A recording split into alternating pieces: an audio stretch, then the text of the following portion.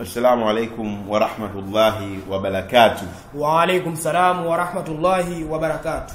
Ni mimi Profesa Kashaga Muungwana, niko na ndugu yangu bwana nani? Anaitwa Tabibu Msomanga ama CO Msomanga.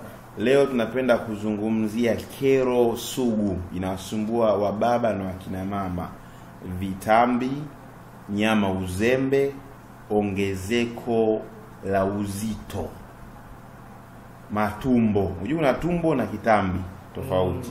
Tumbo kila binadamu analo, lakini pia kuna ile tumbo linakuwa kama linataka kuliko kitambi fulani hivi, lakini sio kitambi. Pia kuna nyama uzembe ya mbavuni, kuna na uzito kupita kiasi, pia kuna unene wa mwili. Hivi vitu vingi kwa kipindi hicho watu wengi hawavipendelei. Unene uliopitiliza, unene kupita kiasi. Na haya mambo yanapelekea mpaka wanawake wanapoteza shepu. Ule muonekano unaondoka. Hata wanaume pia hivi mwanaume tunasema naye anapoteza shepu, anapoteza muonekano. Mwanaume anakuwa ana shepu, ana shepu, waeleweki, ana muonekano. Anapoteza muonekano. Kwa mwanaume anapoteza muonekano, ila kwa mwanamke anapoteza shepu. Anapoteza shepu. Japokuwa shepu ni Kiingereza, Kiswahili chake ndio muonekano. Lakini kwa Kiingereza tutumie kwa mwanamke kama wanapenda wanawake wenyewe, lakini kwa Kiswahili tutumie kwa. Lakini kwa sababu tuko na tabibu hapa ni Msomanga na anasema ni bingwa masuala haya, kwanza atuambie nini chanzo cha ongezeko la mwili, nini chanzo cha kitambi. Hivi vitu vinafungamana. Maana mtu anapokuwa na ongezeko la mwili anakuwa na kitambi, ana tumbo na nyama uzembe. Hebu tupe mdadavuo mpana, watu waelewe imekuwaje wamejikuta huko walipo ambao hawajitarajia. Kwanza kabisa tunapoongelea kitambi tunazungumzia kwamba ni mafuta, obviously ni mafuta. Kwa hiyo haya mafuta yanatokana na nini? Haya mafuta yanaenda wapi? Haya mafuta ni mtu ambaye anaingiza kwa njia ya kula kama kawaida, consumption ya chakula kingi, aidha cha carbohydrate, vyakula vya nishati. Kwa hiyo vinapelekea mtu anakuwa anaingiza nishati nyingi ambayo haipo sawa, haibalance na consumption ama matumizi ambayo ya ile tunasema mwili wake. Kunakuta mtu anakula vyakula vingi vya carbohydrate, anaongeza calories nyingi kwenye mwili wake, lakini unagundua kwamba yeye ufanisi kazi wake wa kazi unakuwa ni mdogo, kwamba mwili wake unataka energy ndogo, lakini yeye anatumia energy kubwa. Kwa hiyo inakuta vile vitu vinaenda kwenda kuwa deposited, kwenda kuhifadhiwa katika sehemu mbalimbali za mwili, kama vile kwenye ngozi ama around organs, kama kuzunguka organs za mwili muhimu kama vile mapafu, maini, tunazungumzia kama vile livers, tunazungumzia kama vile kidneys. Kwa hiyo unakuta mtu anakuwa anajiongezea matatizo. Kwa hiyo tunaangalia haya mafuta. Basi haya mafuta kitambi, je, ongezeko la unene kwa mtu? Kuna watu wembamba, naulizwa maswali tofauti. Kuna watu mbona wembamba wanakula sana? Nishapata taarifa Profesa Kashaga, kuna mtu anamaliza kidogo cha wali na maharage, lakini ukimwangalia mwili wake mbona anenepi, mbona ongezeki? Unakuja kugundua kwamba tunatofautiana katika consumption, katika matumizi, katika utumiaji wa ile energy ambayo tunaiingiza katika mwili. Kwa hiyo madhara ya mafuta katika mwili wa binadamu, unajua mafuta si kitu kizuri. Ani kitu kibaya kwa sababu kina side effects kubwa sana katika mwili wa binadamu. Kinaongeza matatizo, kinapunguza ufanisi mzuri wa mwili. Ya madhara ambayo yanaweza yakatokana na mafuta kuongezeka kwa wingi mwilini, tunazungumzia kama high blood pressure. Hii ni pressure ya kupanda. Pressure ya kupanda, Profesa Kashaga, ninamaanisha kwamba mafuta yanakuwa yana deposit katika zile vessels kubwa za mwili ambazo zinasaidia kupeleka damu kutoa kwenye moyo kupeleka sehemu mbalimbali za mwili. Kwa hiyo unakuta kuna kitu kinaitwa atherosclerosis kinatokea katika zile arteries, kwamba mafuta yanajizungusha katika zile tube. Kwa hiyo kama tunavyojua mpira wa bomba la maji la kawaida, ukiuminya unaona maji yanavotoka, yanavokuwa ukipunguza dimensions. Kwa hiyo unakuta maji yanatoka kwa kasi. Kwa hiyo na vile mwili wa binadamu unakuwa unafanya adaptation kama hiyo. Ile mishipa inapokuwa narrowing, imekuwa imepungua zaidi katika diameter, katika ukubwa. Kwa hiyo inapelekea mtu anapata high blood pressure. Pia tunazungumzia kama kisukari. Tunazungumzia kisukari katika nyanja ipi? Tunazungumzia kwamba huyu mtu anapata consumption kubwa ya vyakula ambavyo vinaongeza energy katika mwili. Kwa hiyo vyakula vinavyoongeza energy katika mwili, tunagundua kwamba mwili wetu una katika digestion system, katika katika digestion system, chakula kinabidi kiwe kimebadilishwa katika simplest form, katika tunasema njia rahisi zaidi ambayo mwili unaweza ukautilize. Kwa hiyo njia nyepesi zaidi ambayo mwili unaweza ukautilize tunaongelea ni sukari ambayo ni glucose.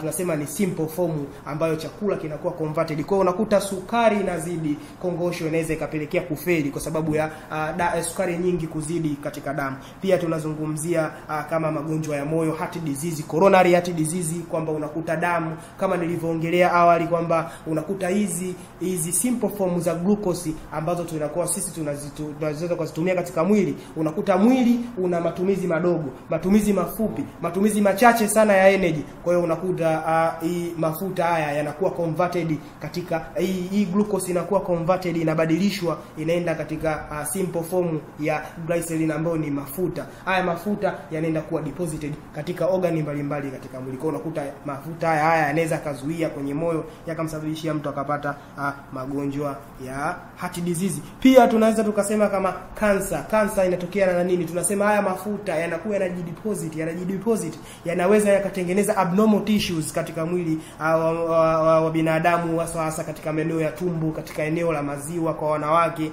Kwa hiyo pia tunaona madhara ya kuwa na mafuta mengi katika mwili ama kuongezeka katika kiongezeka kwa uzito katika mwili wa mtu wa kawaida. Pia inabidi tuangalie sasa sababu zipi zinaweza zikampelekea mtu kupata kitambi.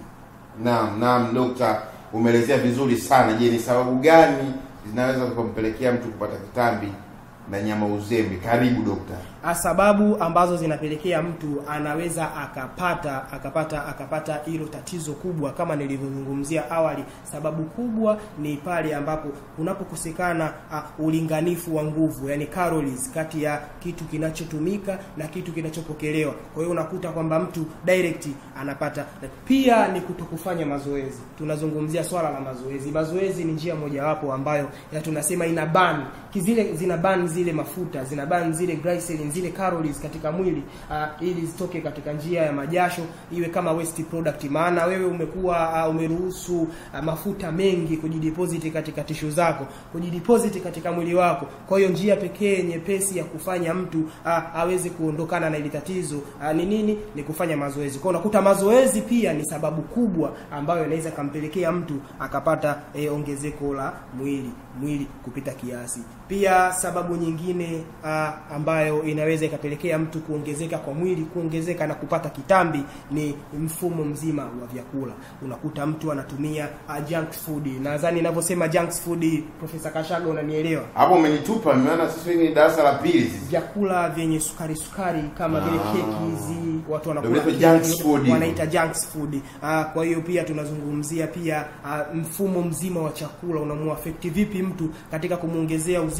Unagundua kama kuna vyakula vya carbohydrates ninavyoongelea carbohydrate, Profesa Kashaga, nazungumzia vyakula kama mihogo, nazungumzia kama wali, nazungumzia kama. Lakini dokta, mbona hivi vyakula unavyohitaji ndio vinatumika sana kijijini? Na kijijini watu hawapati vitambi. Na kuaje maneno yako dokta? Ndio tunazungumzia consumption. Key point tunazungumzia consumption.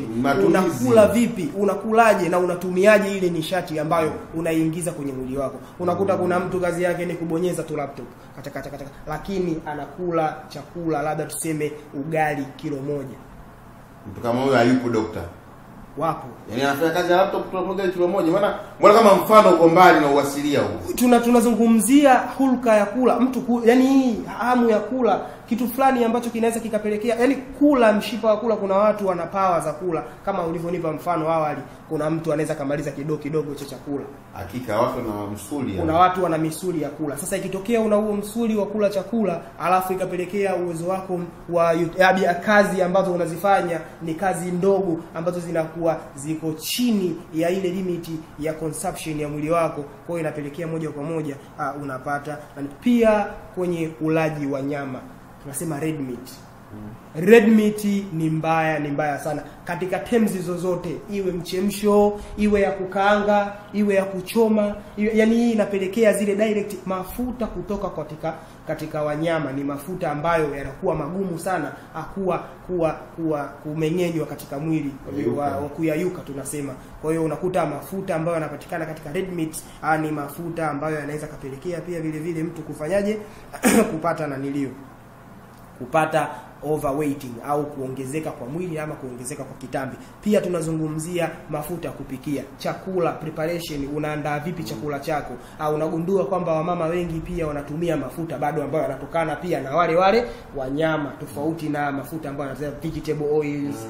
Tunaweza tukasema kwamba hii mafuta ya kutumia mimea hii. Kwa hiyo unakuta kwamba mtu mfumo wake mzima ambao anadumu nao katika maisha ya kawaida unakuwa unamuaffect sasa kwa chakula. Kwa sababu sasa hivi wanawake hawa wa mjini tunasema unakuta wanakula sana chipsi mayai, asubuhi kaamka ajala kitu au kala vikeki viwili, anakula junk food, anakula keki labda na soda sayona, mchana labda tuseme anakutana tena na chipsi mayai labda na vishikaki viwili, jioni kalala anajifanya huwezi kumwambia lolote, huwezi kumshauri mtu anaona chipsi ni kama kitu fulani ambacho ni kitu kukila kinakupa wadhifa. Ama wadada wa kisasa unakuta wanakula sana hizi pizza, hizi mbakula fulani ambavyo vina consumption kubwa ya mafuta. Lakini pia mimi napenda kusema ni vyakula visivyokuwa na uhai. Vyakula visivyokuwa na uhai tunamaanisha organic foods ambazo ndo zinakuwa pia zinapelekea mtu. Pia kuna sababu kubwa ambayo moja, huwezi mlaumu mtu kwamba kwa nini umenenepa, kwa nini umepata kitambi, ama kwa nini umeongezeka mwili. Unakuta kuna baadhi ya watu wenyewe tunawafahamu, kuna watu tunakuwa nao wanakuwa wana vinasaba, baba bonge, mama bonge, mtoto akitoka mwembamba hapo kidogo kuna mushkil. Kwa mtoto akichukua zile genetic material kutoka kwa mzazi fulani na mzazi fulani, wanakeria wanene kupitiliza, wana overweight. Kwa unakuta yule mtoto naye automatically anakuwa anapata mwili mkubwa ama anaweza kupata kitambi. Kwa hiyo nimeongelea kwa uchache profesa sababu ambazo zinaweza zikampelekea mtu akaweza kupata hilo tatizo la kuongezeka kwa mwili. Kwako profesa.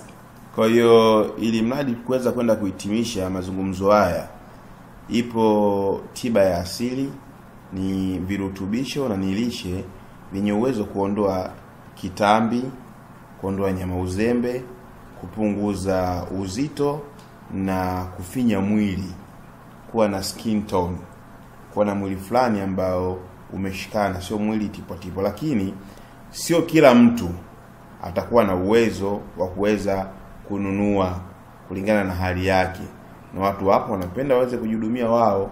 Na kama mwanzo tulivyojiblandi, sisi ni watu wa tiba asili na tiba lishe. Kwa hiyo inatakikana tuwafundishe njia gani wanaweza kaitumia katika kuondoa vitambi, kuondoa nyama uzembe, kupunguza uzito na kufinya miili yao waweze kuwa na shepu nzuri na shepu kabambe. Wale wanaume wapate muonekano mzuri, warudi kuwa na six packs, na wale wanawake wapate kuwa na kiuno cha nyigu nyamba nzuri. Sasa naomba nikuachie ngwe hii tena, uweze kuunguruma kwa muda tena, ukiwaelimisha ni jinsi gani wafanye kwa wale watu wasiokuwa na pesa, huko akiwa nyumbani kwao wajihudumie kwa njia gani waweze kuondoa kitambi kiishe, nyama uzembe zitoke na miili yao waijifinye. Mwishoni tuje tumalizie kwa wale watu walikuwa na hela pia na wenyewe wafanye nini. Hebu ni kwanza wasaidie ndugu zetu wazalendo. Hebu wasaidie wazalendo kwanza. Sasa kama wewe ni mzalendo, Mtanzania mwenzangu ambaye unasema kwamba kila siku hela sina, ila hivi kujali afya yako unashindwa, kwa hiyo inabidi tukupe njia ambazo nyepesi au tunasema njia rahisi ambazo zinaweza zikakusaidia wewe katika kufanya nini? Kupunguza huo uzito wako ama katika kupunguza kitambi chako. Moja ya njia kubwa ambayo unaweza ukaitumia ikakusaidia sana ni kubalance diet. kuangalia namna ya ulaji wako wa vyakula vya kila siku. Tufanye umeshafanya makosa Profesa Kashaga. Ulikuwa unatumia sana chips mayai, ulikuwa unakula sana consumption ya vyakula vingi vyenye mafuta, ulikuwa unakula chakula kwa kiwango kingi hasa wakati wa usiku, unakula sana, unashindilia, unaingia kulala muda huu ambapo oxygen inatakiwa iende kwenye ubongo relax, ubongo utulie, organi damu inatoka katika organi mbalimbali, zinatoka huko sehemu mbalimbali za mwili zinaenda kwenye ubongo muda huo. Kwa hiyo ina maana digestion system muda huo inakuwa poor, inakuwa haipo vizuri. Kwa hiyo unashindilia mavyakula mengi ya carbohydrate sasa wakati wa usiku, alafu unaenda kulala muda ambao mmeng'enyo wa chakula unakuwa hauwezi kufanyika kivizuri ama kiufasaha, kwa sababu movement ya damu inahamia kwenye ubongo. Kwa hiyo cha kwanza kabisa kitakachoweza kukusaidia kabisa ni mfumo wako wa maisha ya chakula. Kwa hiyo inabidi ubadilishe mfumo wa chakula, balance diet, kula matunda kwa wingi, inabidi ule chakula cha carbohydrate kwa kiwango kidogo, kula mboga za majani, inabidi ule vitu ambavyo vinaweza vikasaidia ama vikakupelekea wewe ukapata afya nzuri, lakini pia ikakupunguzia wewe side effects ama inaweza kukupunguzia uwezekano mkubwa wa kupata tena hiyo overweight. Kwa hiyo njia ya pili, wewe ndugu yangu ambaye unalalamika kama kawaida, hela sina, maisha magumu, nafikiri hizi njia ambazo tunakupatia zitakuwa njia nyepesi kwako. Njia ya pili ni njia ya kufanya mazoezi Profesa Kashaga. Njia ya pili, mazoezi. Wanafanya nini mazoezi haya? Mazoezi haya ni mazoezi ya hapa na pale, mazoezi yapo mengi. Pia kama unahitaji kuona kwa vitendo mazoezi haya, unaweza ukasaidiwa, unaweza ukasajisiwa mazoezi gani ya kufanya. Unaweza ukazunguka nyumba yani nyumba yako unayoishi, au unaweza ukatembea safari ndefu au safari kama kipande kidogo. Unaweza ukatoka sehemu fulani A kwenda sehemu B, kilomita 3 kilomita 2 kila jioni ukatembea, ama ukapata muda wa kuruka kamba, ukapata muda wa kufanya yoga, ukapata muda wa kufanya zile home workout ndogo ukalift up vitu kidogo, labda ndoo yenye maji ukalift up ukafanya hivi. Kwa kuna mazoezi mengi ambayo yanaweza kushughulisha mwili wako, yakapelekea mwili wako ukawa katika fomu nzuri zaidi. Nafikiri hizo njia mbili. Kwa hiyo kitabu kinaondoka kwa njia hizo, daktari inakuwa maana kitabu kinakuwa gani sugu mara nyingi. Kwa kawaida mwili unavyofanya mazoezi unaushughulisha mwili mzima. Kwa hiyo unavyoshughulisha mwili mzima, hivyo ndio njia pekee ambayo inaweza kukupelekea wewe kupunguza mafuta, overweight, ambayo ni procedures ndogo ambazo zinaweza zikapelekea mtu asipate worsen, hali ambayo alikuwa na wewe isije kapelekea mtu anaweza kupata hata hayo magonjwa kama tulikuwa tunazungumzia mwanzo.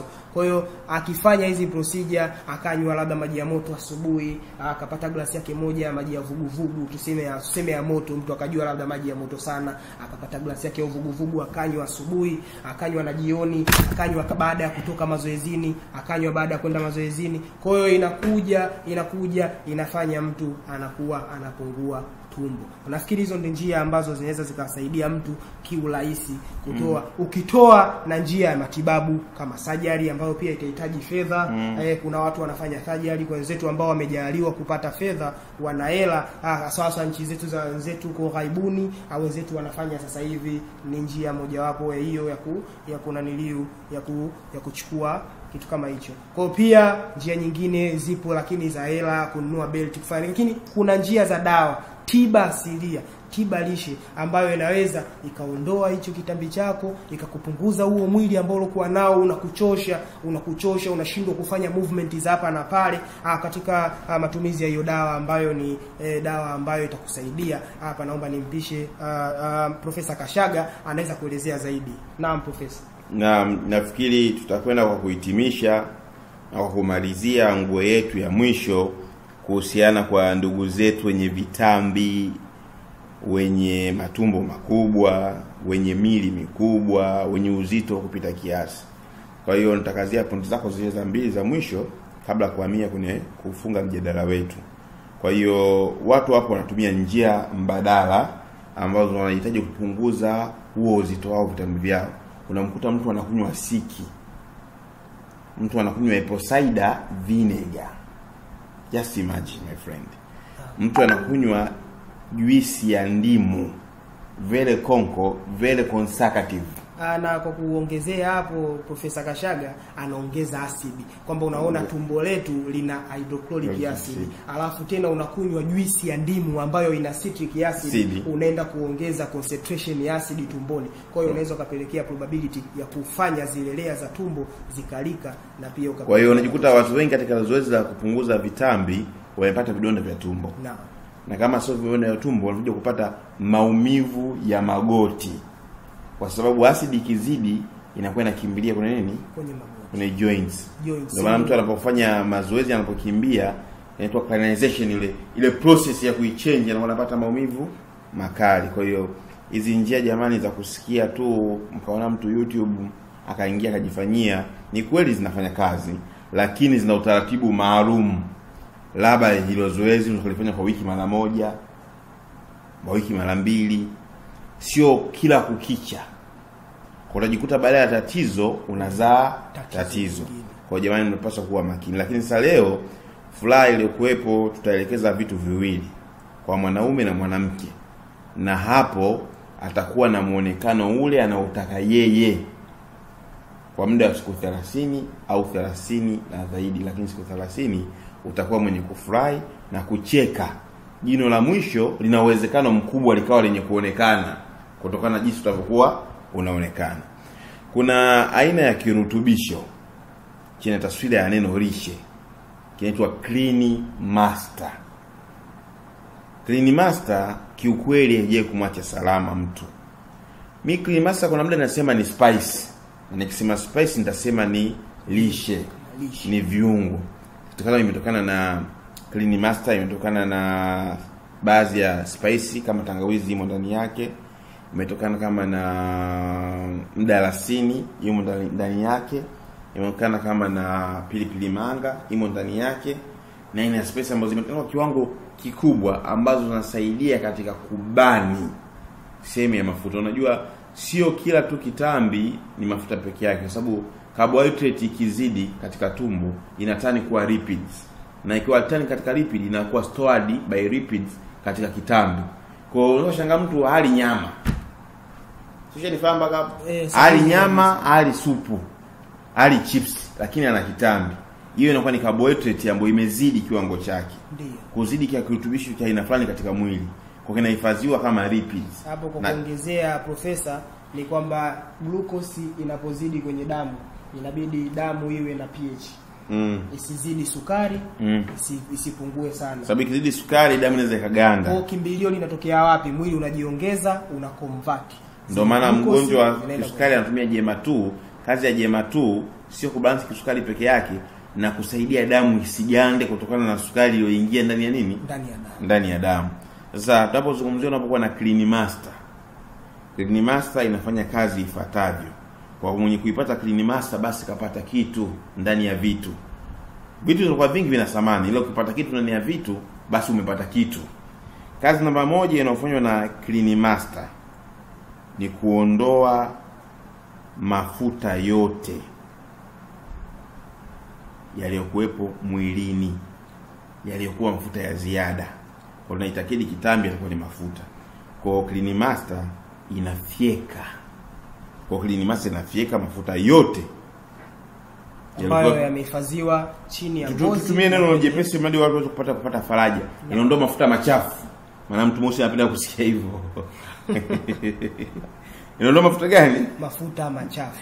Hiyo namba 1. Namba 2 inaondoa minyama uzembe. Maana kuna nyama na minyama uzembe. Hizo ni nyama ambazo zimezidi, zimepitiliza. Inaondoa yote. Unakuwa uko vizuri. Namba 3 inapunguza uzito uliopitiliza kwenye body mass index.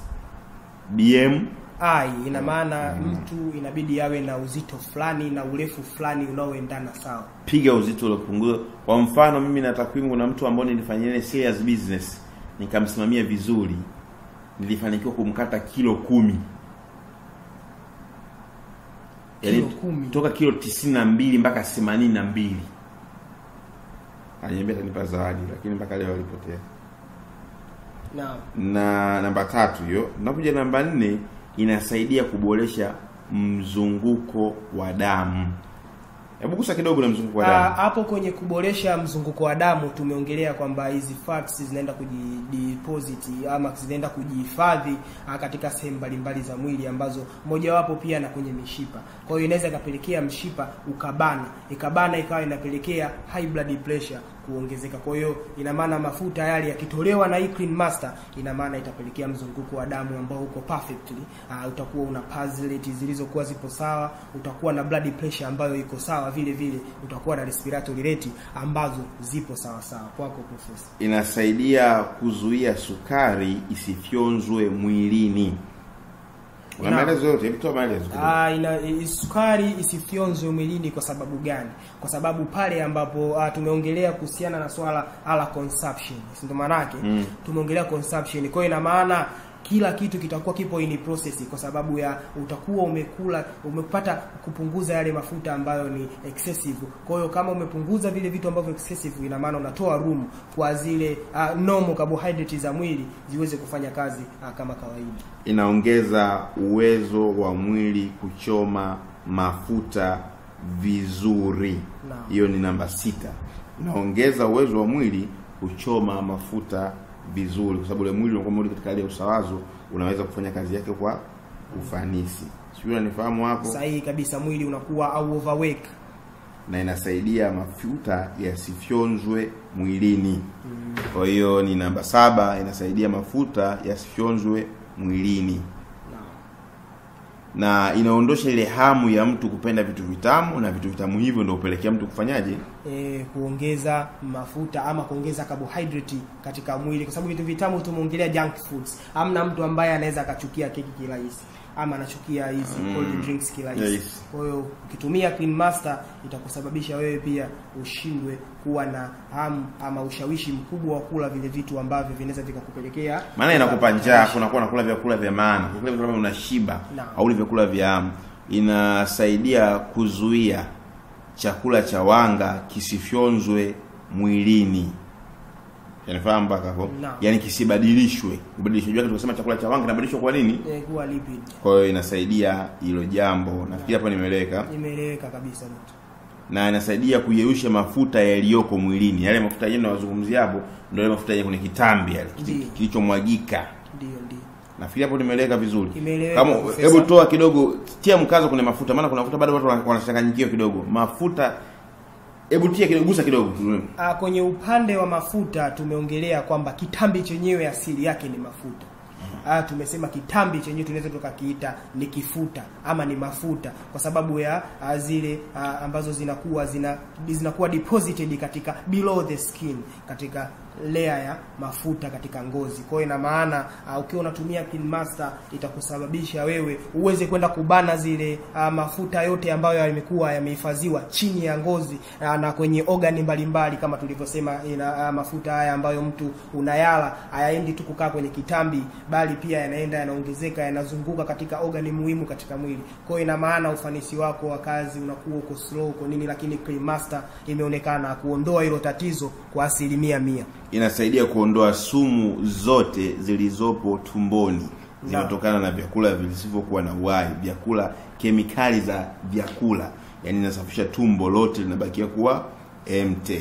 Sio, nifahamu mpaka hapo? Tupo pamoja. Na inasaidia kusafisha tumbo vizuri, na hiyo hali uondoa hali ya kuvimbewa, kwa maana kuspecially maana watu wengi wanavimbewa. Kwa hiyo hali inafanyaje? Inaondoka vizuri.